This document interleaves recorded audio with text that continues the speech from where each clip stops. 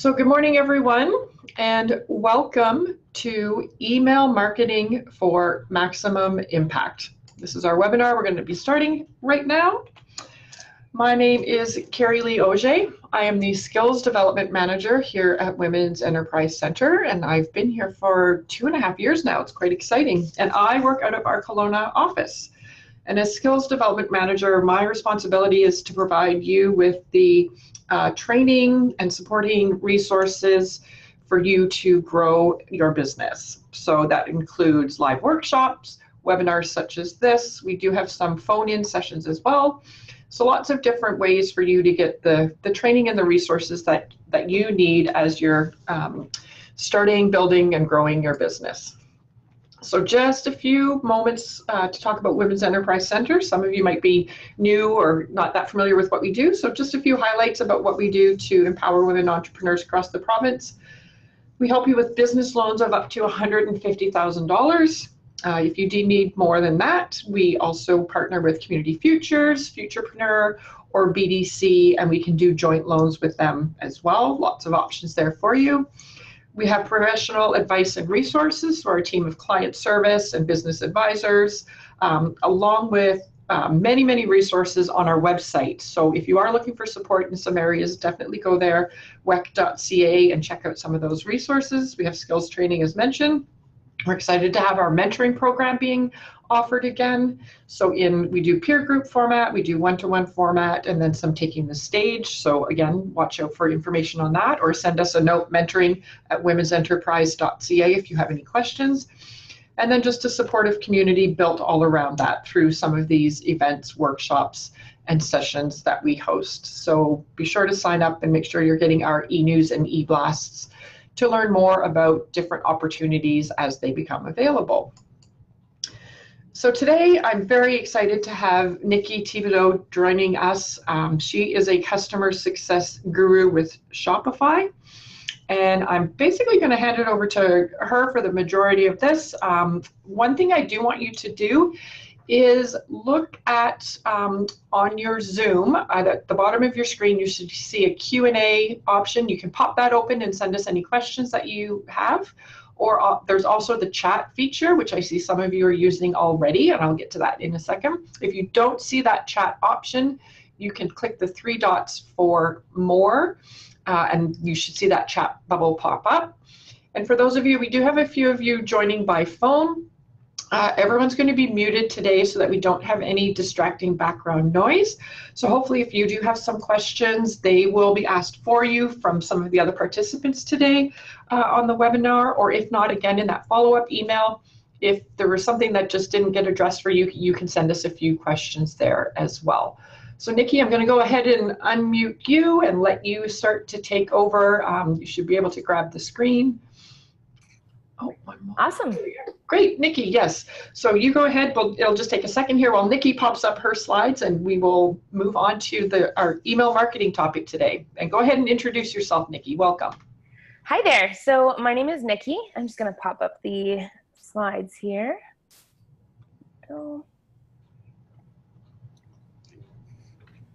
And just check that you can see that there. I can see that. That's great. Fabulous. Thank you. Yeah, so as Kerrilee said, I work for Shopify. I've been with the company for just over a year. And we're here also partnering with you guys to bring you some content so that you can level up your businesses.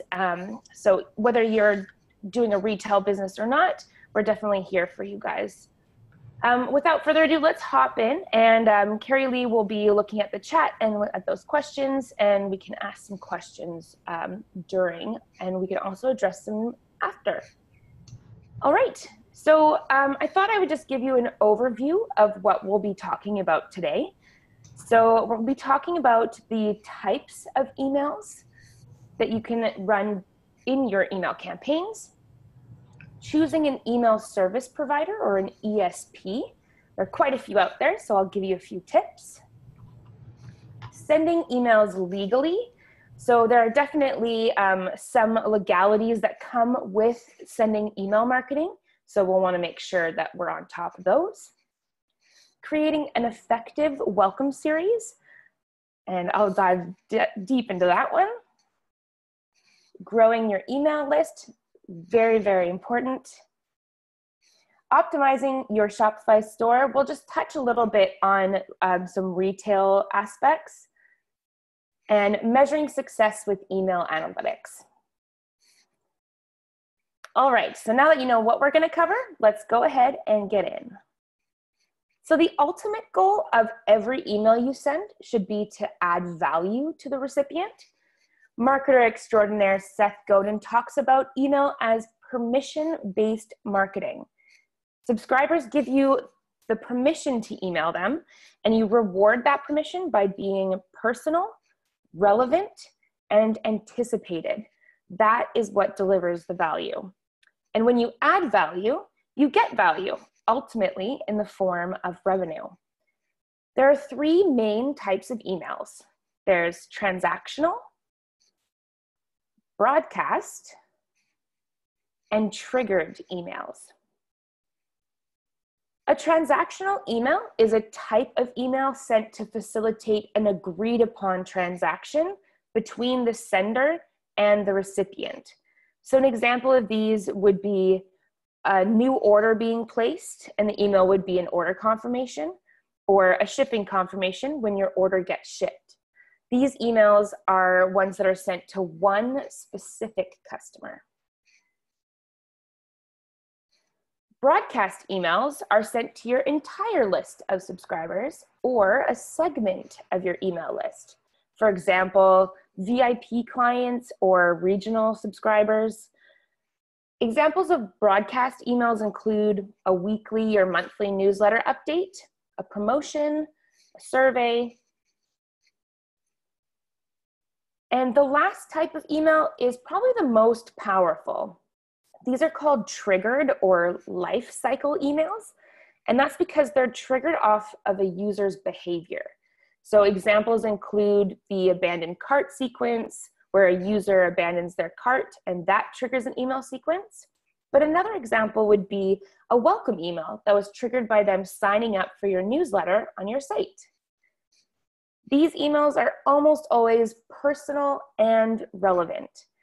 They only target a small segment of your subscribers with relevant messaging, and as such, will ultimately generate the highest revenue or impact per subscriber. The magic happens when these are automated.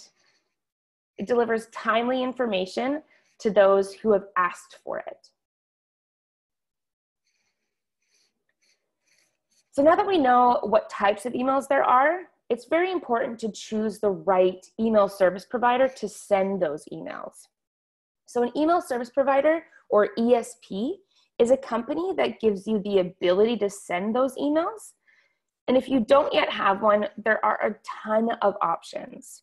Options like Klaviyo, Campaign Monitor, Constant Contact, and Bronto.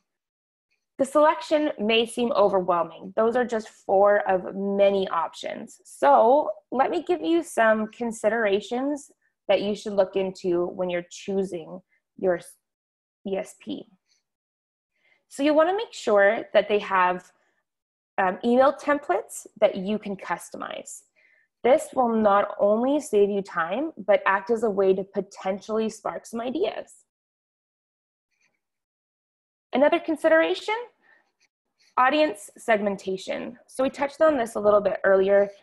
This could be something like a VIP list, or say you have different correspondence that goes out based on a subscriber's location. You can segment your list to reflect that, making sending out those communications a breeze. So when you're setting up your email list, you'll want to think ahead and to what type of segmentation as well. You'll also want to consider the opt-in forms available.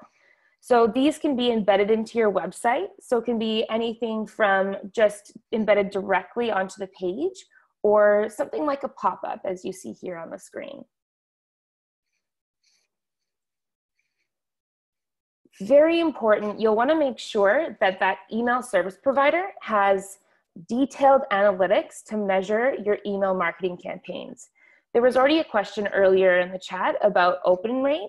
So good to see that you're looking at those analytics. because it's important to know what is working and what isn't, so that your email campaigns deliver the most value for both you and your subscriber. And we'll get into a little bit later about looking at those analytics and things you can do to affect them.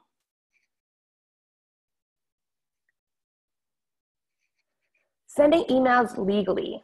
So it's really important to take the time to learn the legalities around sending email.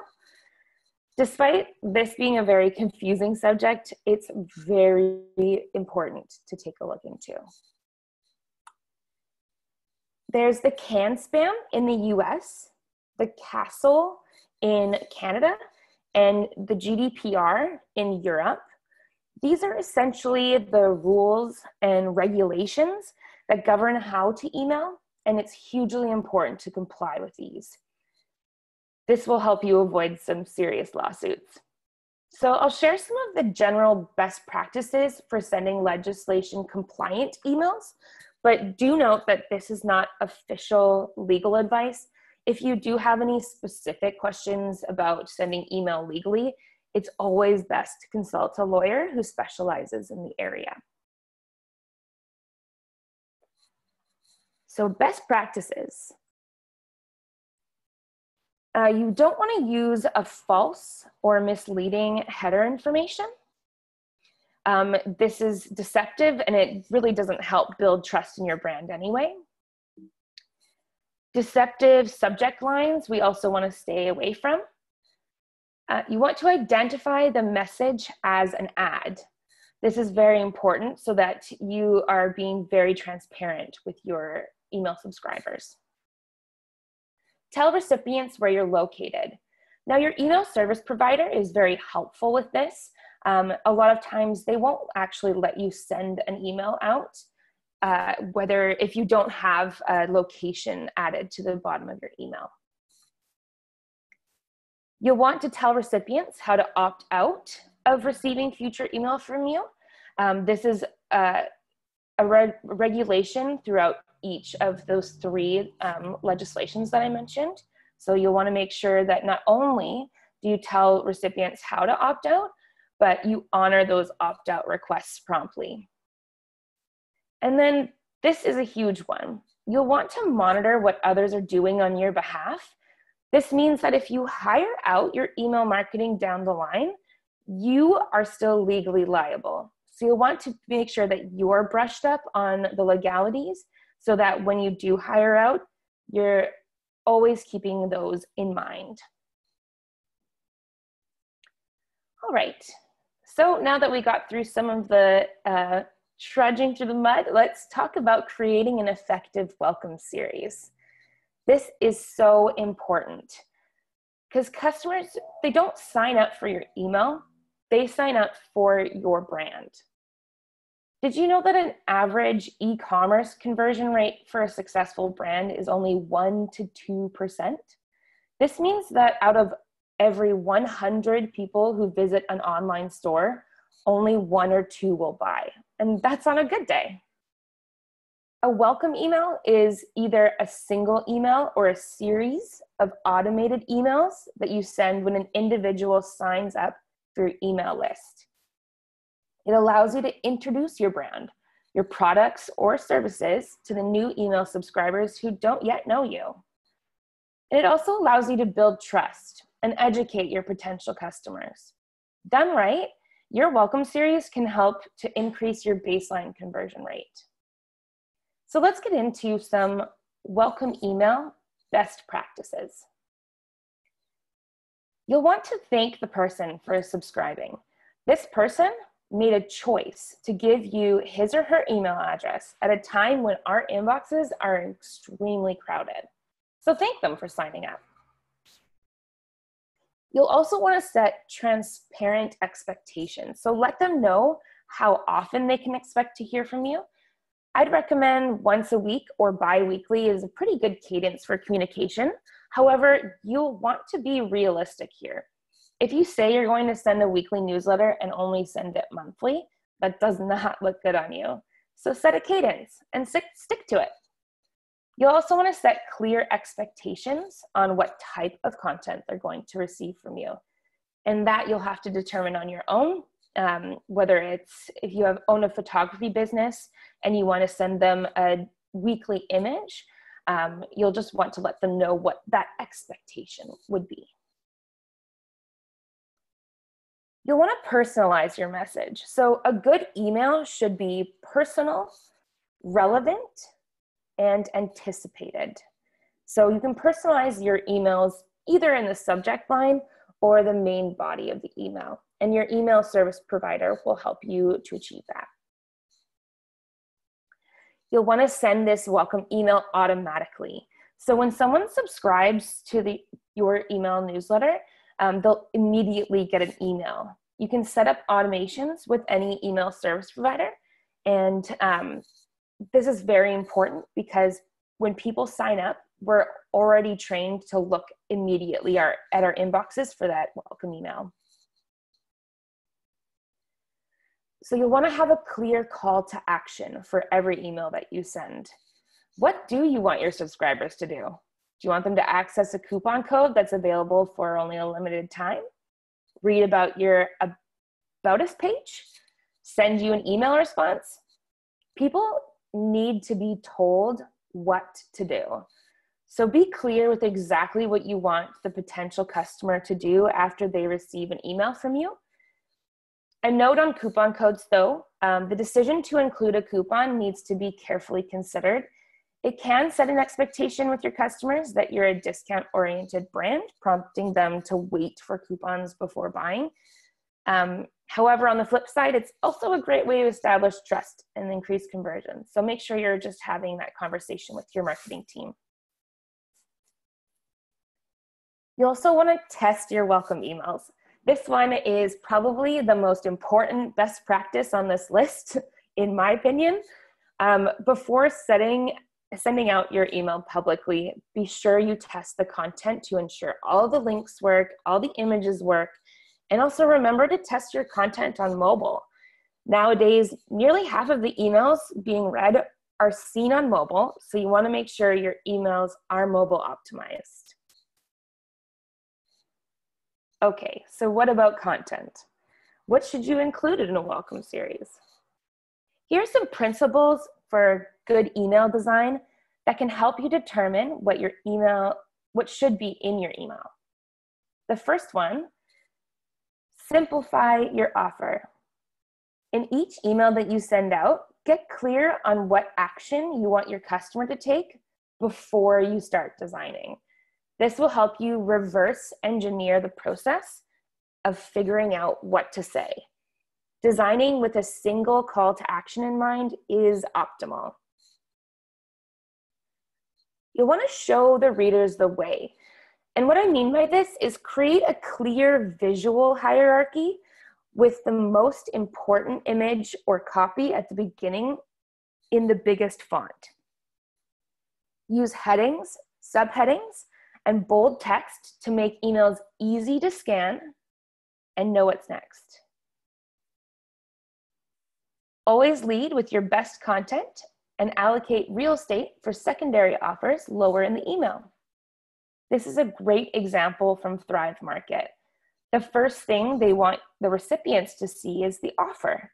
If they subscribe for a membership, they get a month free and 15% off. Then they go on to explain how their model works, followed by customer reviews. Excellent. You want to optimize your call to action button. So make sure you actually have a call to action button in your email. I recommend making the call to action button pretty big. Make it obvious that you want your subscriber to click on it. Be sure to use contrasting colors on the button as well, so your customers can very clearly see what they should click on. For the copy on the button, avoid boring words like submit, enter, or click here. Go for words that are very on brand for your business. Make sure they're compelling. And you can use something like, let's do this, I'm in, get started. Or as you see in this Cook's Illustrated email, let's get cooking. All right, so adding engaging imagery. You're probably already thinking about high quality photography for your emails.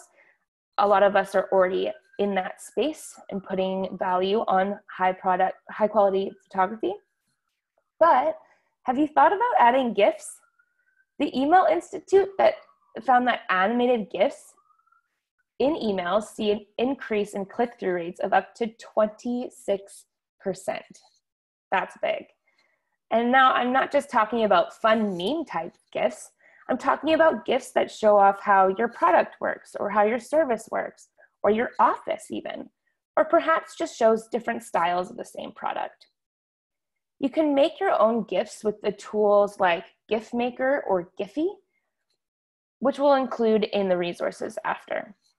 Note that your GIF size should not exceed 40 kilobytes because you don't want to go blowing up people's inboxes. And of course, you'll want to design for mobile first. In the last 4 years, smartphone usage has increased by almost 400%.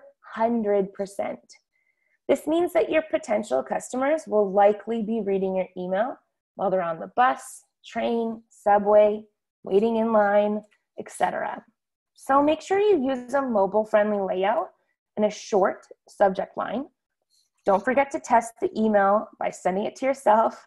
I will repeat that again. Do not forget to test the email before sending it out, and make sure to check it on your smartphone. And here are a couple of examples of a welcome email. I wanted to show you one that you see on the left here that's very simple. This company is just set to open, and so they don't actually have a call to action button. The thing that they wanted was the email subscriber. So in big, bold at the top, a thank you for subscribing. And then it's a design company, and they've included some of their imagery. On the right, we can see that this brand is already pretty established, and their big, huge offer at the top is 10% off your next order, and then they have a call to action that says click to activate. It goes on below with some less important to them, to their marketing team, but you can see very big and very bold. I also really love the imagery at the bottom. All right. Can I use my Hotmail or Gmail address? The short answer is no. The longer answer is that your email address really does matter. It's important to use a custom domain to send the email from. So likely your website is already hosted at your customdomain.com or .ca. And our goal here is for your subscriber to know, like, and trust you. So sending from a custom domain builds that trust and shows a more professional front. This is one of my hugest sticking points. All right, so now that we've covered the basics of good email design and content, let's talk about how you can grow your email list. One of my favorite ways is strategically placed pop-ups. Marketers have tested pop-ups extensively, and when done right, they can actually 10x the opt-in rate of new subscribers. So let's focus on making pop-ups better and more palatable. I recommend that you try out an exit intent pop-up. This is a pop-up that's displayed when the user is starting to show signs that they might leave your website. In terms of what to include in your exit intent pop-up, make sure that your marketing copy is short, it spurs action, and is very on brand for you. Attract attention by showcasing your product or sharing a fun image. Maybe it's a picture of your office. Maybe it's a picture of your team. Ensure your pop-up has the same overall branding as your website though. You don't want it to stand out too much. It's already going to pop up in their face. Include a clear and concise call to action. And don't forget to make that call to actions copy appealing. And don't forget your lead magnet. So you want to show the user the value they'll get by providing their email address. This could be an incentive, a promotion, or simply a good reason why they should subscribe to your newsletter. Going back to that example of a photography business, maybe it's you create one free desktop background image a month, and it only goes out through your newsletter. That offer should be featured on the pop-up. This example here is really great from Lisa. They're using an app called Privy, which allows for those exit intent pop-ups.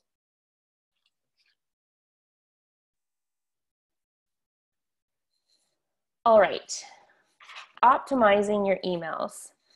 So here I'll be talking a little bit more about a retail side business.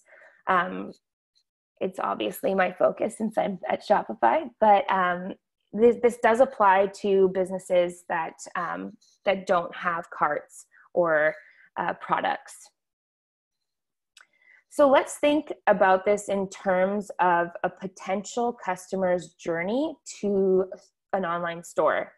So they found the website, which means the top funnel marketing is working, and they took the time to look around, find a product they were interested in, and put that product in their cart. But then they left without making the purchase, and this can feel frustrating. But let's look into some reasons that this happens. So this is known as cart abandonment, and it does happen for a few reasons, and some of these reasons can actually be that people leave your website without any action, and it can actually apply to you even if you don't have a retail website. So one of the first things is that the customer was presented with unexpected costs, like shipping or taxes that come as a surprise. The customer was just browsing in the first place. They had a few tabs open and maybe they found a better price elsewhere.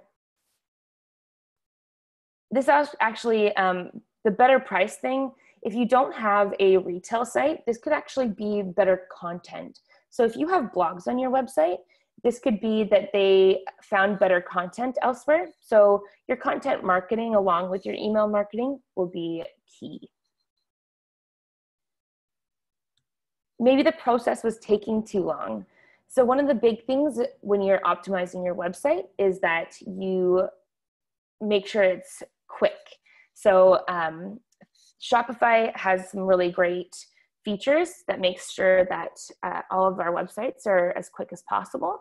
But any website that's not on Shopify, there are some really great tools to measure the speed of your site. Maybe they got distracted, which happens to the best of us. And maybe they are on mobile and your content wasn't tailored to the mobile experience. This is really important to take a look at. As I've mentioned a couple of times, mobile is increasingly the way people are viewing our content that we send them and that we showcase on our website. So we want to make sure it's optimized for that. So what can you do to fix all of this? Well, having an abandoned cart email strategy is probably the most simple. So we're going to focus on a pretty simple abandoned cart campaign. When done well, you can actually win some of your customers back. And companies can typically recover between 5 and 11% of otherwise abandoned sales. If you're just starting out, we recommend sending one abandoned cart email as soon as you can after the cart was abandoned.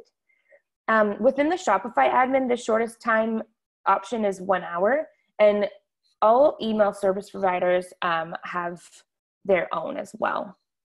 The more recent your email, the higher the likelihood you will re-engage that potential customer. The key here will be to create a sense of urgency though, ideally without nagging your potential customer. Make sure your subject line is catchy, remind the potential customer about the value of the product, and include an image of the product. You can also consider incentivizing the customer to buy now by offering a discount code or free shipping. The open rate for receipts, like an order confirmation, is 70 to 90% compared to the average 20% for a regular broadcast email campaign. So that's 50 to 70% higher than for other emails.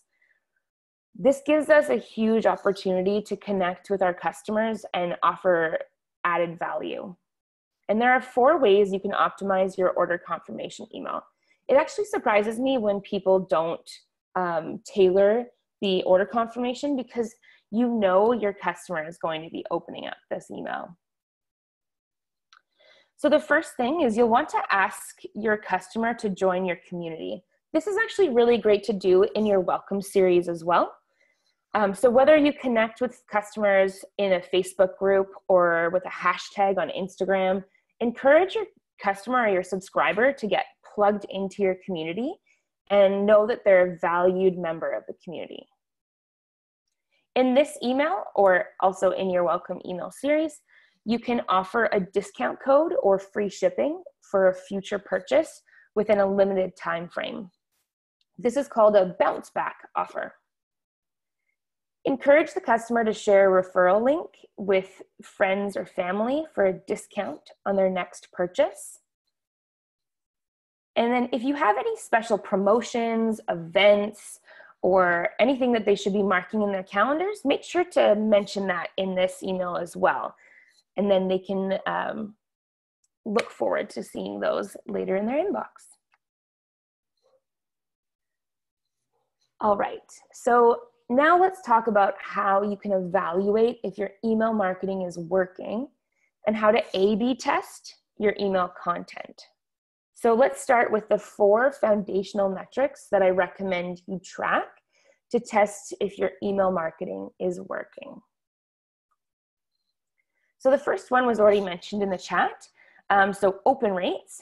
An open rate is a percentage that tells you how many successfully delivered campaigns were opened by subscribers. A standard for a good open rate is 20 to 30%. You'll notice that your open rate is usually higher when you're first starting out.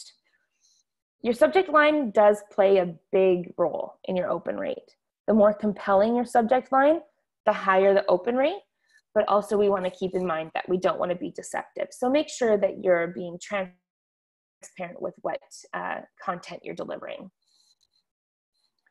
Click-through rates is another way to evaluate your email marketing. A click-through rate is a percentage that tells you how many successfully delivered campaigns registered at least 1 click. So a standard for click-through rates for an e-commerce business is usually around 5% or so. Your call to action and images will play a huge role in your click-through rate. Using those headers and subheaders and some really appealing copy will be what really helps you with these. So the links that you put in your email are what you want your subscriber to action. Unsubscribe rates. So your unsubscribe rate is the number of people who unsubscribed from your email list divided by the number of emails delivered. So this metric can help you better understand what campaigns are negatively impacting your email list size. And this makes it easier to optimize future campaigns.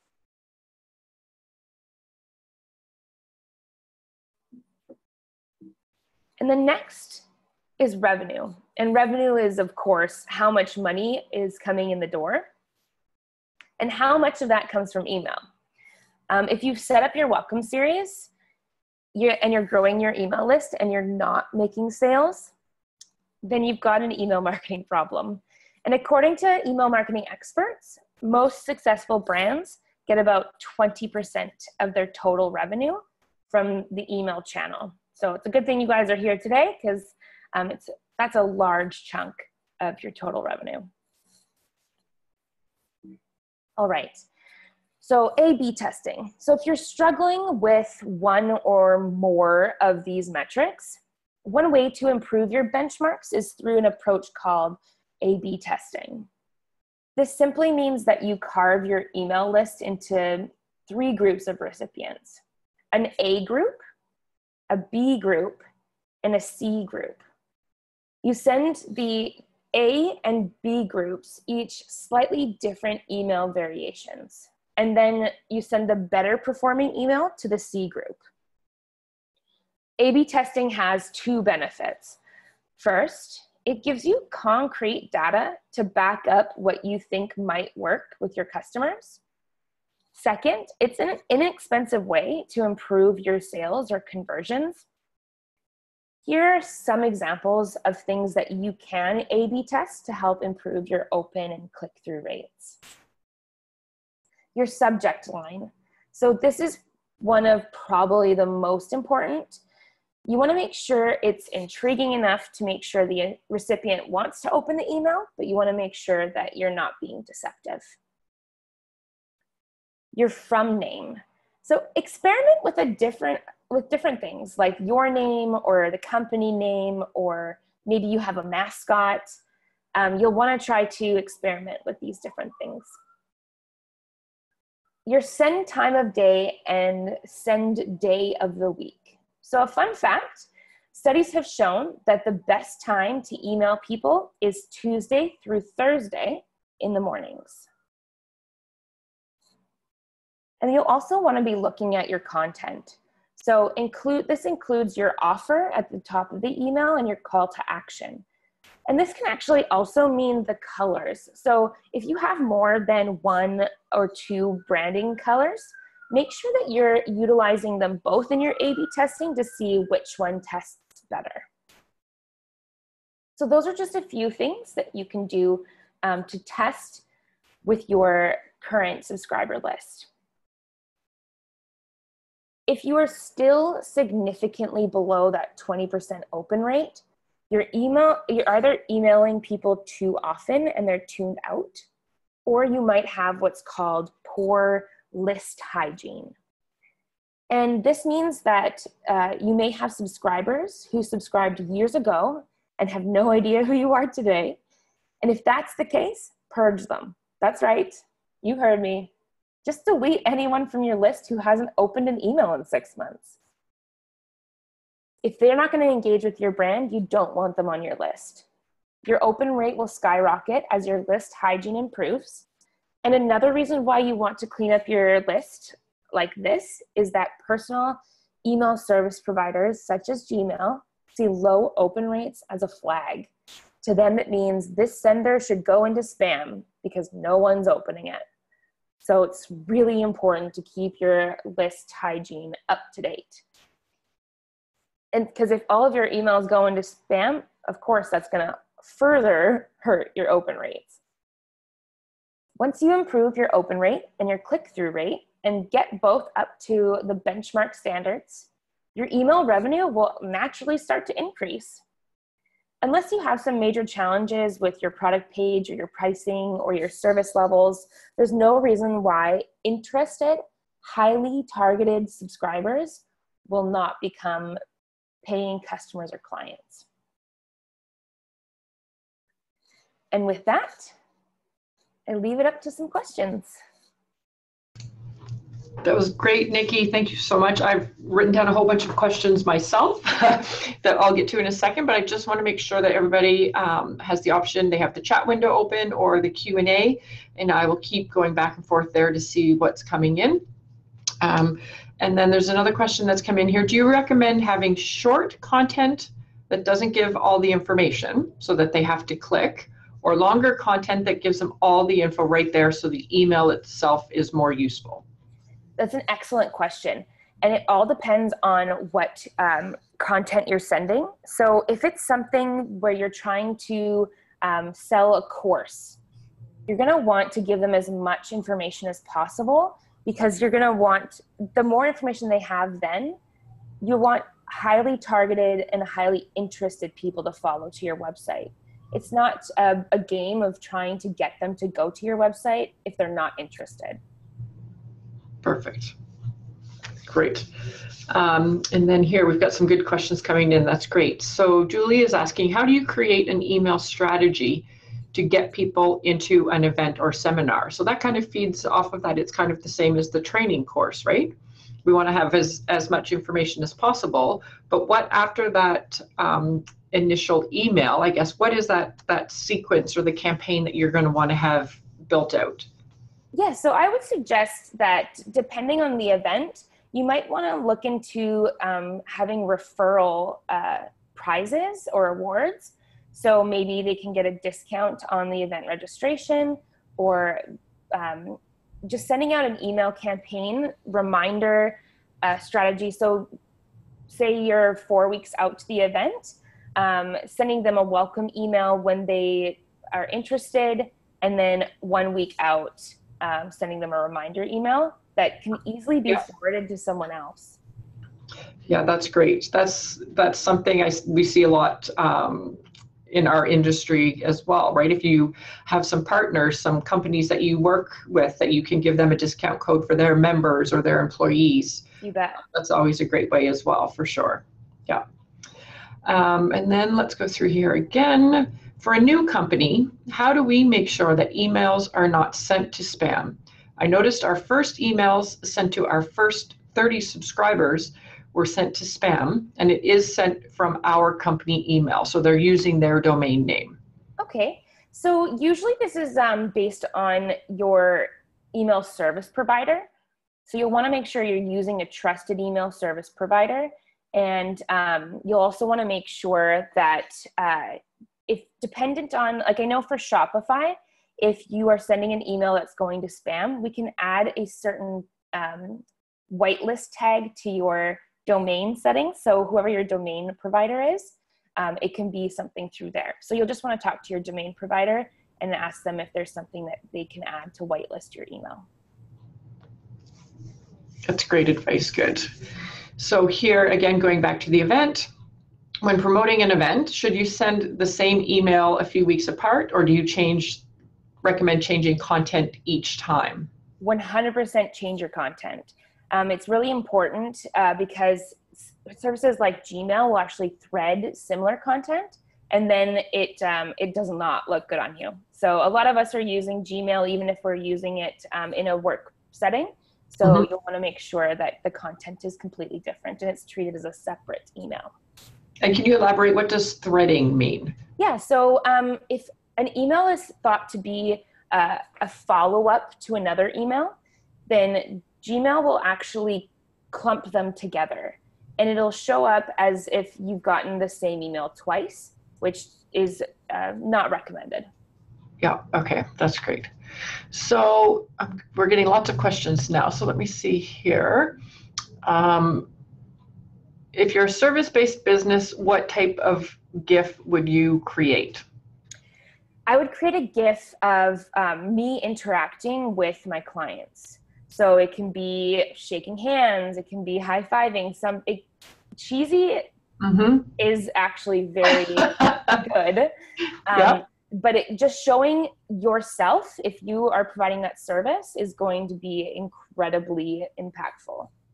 Okay. And if it's a service, I'm trying to think of something, you could do it if you're providing a cleaning service, a GIF of somebody sweeping or something like that, that it aligns with the service that you're providing as well, something that's fun and engaging as well. 100%, yeah. Another question coming in when you were talking about list hygiene, we have Sarah asking, is there any value in sending a check-in email to that dormant list of subscribers before you purge them for your list? So kind of in that cleanup process, so kind of the one last chance, hey, we don't want to see you go. And then she says, if so, is there any recommended language? And then I would also ask, what should your call to action be other than just stay on my list? Any recommendations there? Yeah, you bet. So what I would do is when you're sending out an email campaign, you should be doing this at a time right before you're sending out a new email campaign. And then what you'll do is you'll segment your list, your subscribers that are dormant, into a different segment, and the content will be the same. So you'll send out the same pertinent information, but I would just have an email subject line saying, if you don't open this, we know you don't care. Depending on your brand, like seriously, depending on your brand, if it fits your brand's culture to be that, blunt, I go for it. Like, we've noticed, or we feel lonely without you, something that's very engaging. And then in the next time when you go to do an email campaign, if those same users you don't have to have them resubscribe. If they haven't opened, just remove them from your list. Great. Yeah, that's a good idea. And I've received some of those myself, and I was like, oh yeah, I haven't opened that for a while. And a lot of, just talking about that, segmenting the list, the ESPs that you're using, they all kind of tend to work differently, but you can segment and you can enter typically criteria as you're picking that list.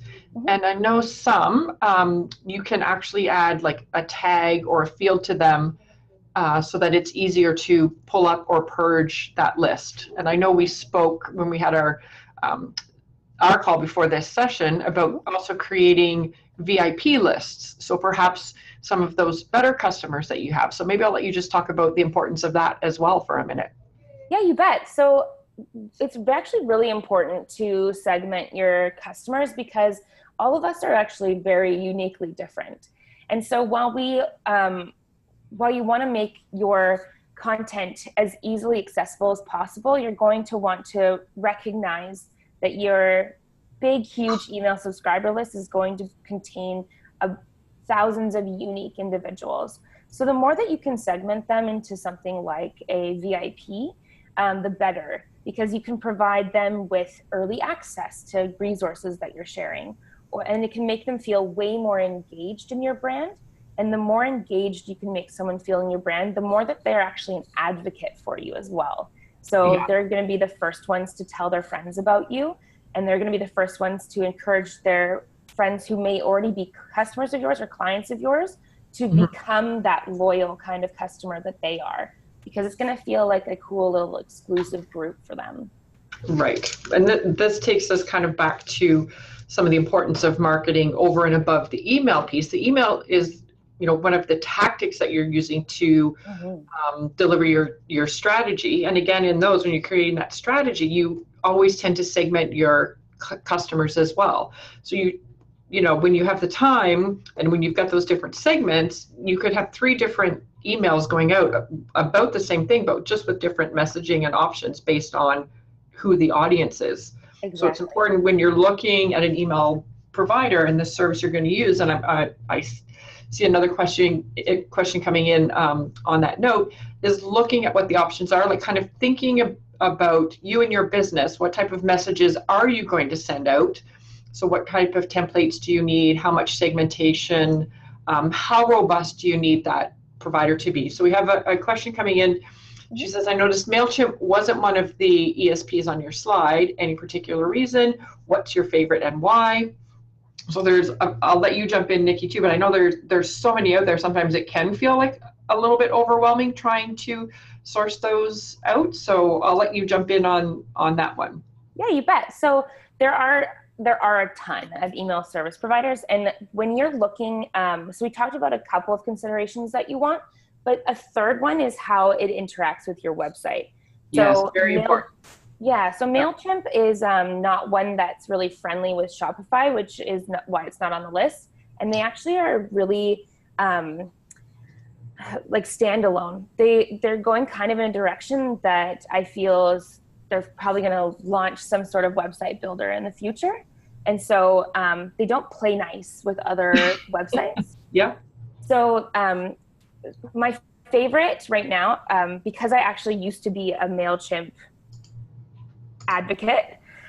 So my 2 favorites right now are Klaviyo and Seguno, just because of their robust abilities, and they don't cost anything when you're starting out. Yeah, and it's something to consider too. I know a lot of our clients, we're solo entrepreneurs, one-woman show trying to build a business. So you are trying to manage all those pieces. So when you're looking at the hosting of your website and your emails and what platform you're going to use, all the integration is key, because there's so many pieces now that have to talk to each other, you know, especially with plugins. I know, like, making sure that every piece talks to every piece. So if it's a Shopify site that you have, making sure you're using tools that integrate. If it's, you know, WordPress, the same thing. Do you have the plugins and the option that they're going to talk to each other? Exactly. And if you're not self-managing that, like if you've outsourced that, talking to that person, say, hey, I really want to get into an email marketing campaign. This is what you're using for my website. What should I be looking at? What do you recommend? And they'll 100% have the right recommendation for you. Yeah, exactly. So let me just see here. Another question. What were the programs you recommended to create GIFs? So maybe, Nikki, if you could just type those in the chat, people could grab those. And we will send this all out in the post-webinar email as well. And you'll have the recording to go back to, but we'll get some of those resources. I'll chat with Nikki after the session and get a few links for you as well. So I see here, Giphy, GIFmaker, that's great. Perfect. And then another question coming in, is there a new standard for when is best to send emails? I know you mentioned, you know, the Tuesday to Thursday in the morning, but the follow-up is, do the auto schedulers work? Yes. So the longer that you use your email service provider, the more detailed information they'll be able to tell you about your specific list. So the fun fact I gave you is a general fact, but it's also not your subscribers. So dependent on your business, it might be better for you to send them on Saturday mornings. And your email service provider should be able to tell you that. Yeah. Perfect. Great. And then I'm going to go back to one of my notes here was having your domain as your email. So using your hosted website. And just to let people know, you still can use, like if Gmail is the client that you're all set up in and are familiar with and want to use that, you can still use your custom domain, but use the Gmail as your email host, if you will. Yeah. So you can look into that as well, because I know some people are like, I have all my history, I need, you know, all the backup. You can use that as an option. So definitely something to look at. Another question or note that I had here is you were speaking about some of those strategic pop-up placements, Nikki, like exit intent, things like that. And maybe just telling people kind of how do you create those and integrate them into your website if those are coming from your ESP? What does that look like? How easy is that for somebody to do if they are self-managing their website? Yeah, so a lot of places like Shopify, for example, if you connect your ESP through Shopify, the settings will actually be in your Shopify admin. And it'll just automatically pop up. So it's pretty simple. If you're using something like WordPress, it'll be a matter of taking the embed code that comes from the email service provider and putting it into wherever, usually it's in the general settings of a WordPress site, you can add a pop-up. Yeah. Perfect. But your email service provider will actually have that information for all of the big website providers. Right. Perfect. And then I'm going through my notes here again. At the beginning, you were saying make sure that you identify an email when you are sending them out as an ad. So I know you see that on Instagram as an example, hashtag ad or hashtag sponsored, something like that.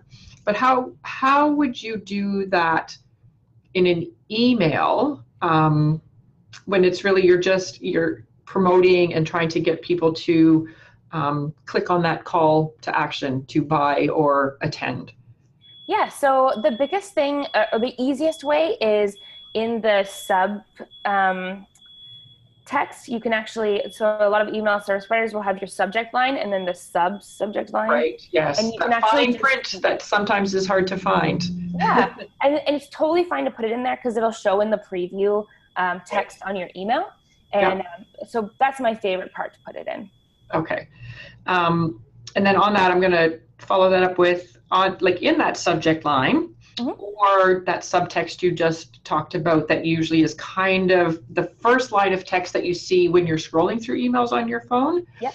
What is your opinion, or what can you tell us about actually putting your customer's name in either that subject line or that text. What does that do you think, to open rates or interest in the emails that you're sending out?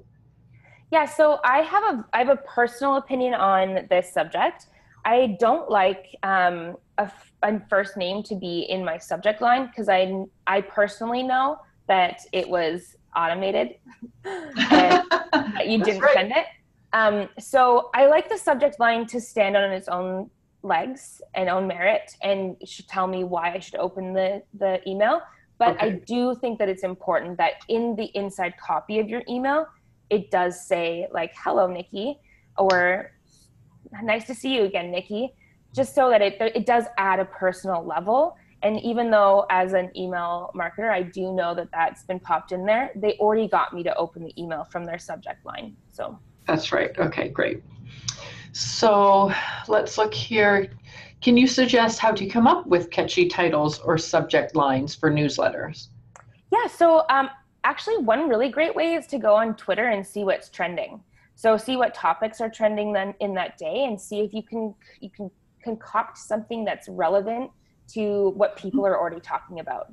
And it can also be in your Explore feed in Instagram, or just whatever's being kind of buzzed around about. If you can stay current and relevant, that'll help you with your email subject line. Yeah, and I would add to that to stay on brand and what it is that you are trying to accomplish, because you also don't want to just tag along on something that's completely irrelevant to the product or service that you're providing, or what you're asking the subscribers to do. Yeah, excellent point. And it's also really important that when you think about your brand, you think about your brand as a person. So what would they sound like? What kind of language would they say? And then that way you can be consistent throughout all of your branding as well. Right. And also having your buyer personas, right? Like that segment that you are targeting, what are they looking for? What type of language do they like to see? What are the hot topics that they might be interested? So all of that. Yeah. That whole big marketing piece, which is so important, and always one of our hot topics, because it's so very important for every business. So I think we've got lots of these questions answered. I'm going to wrap up here with one last question again on the subject line.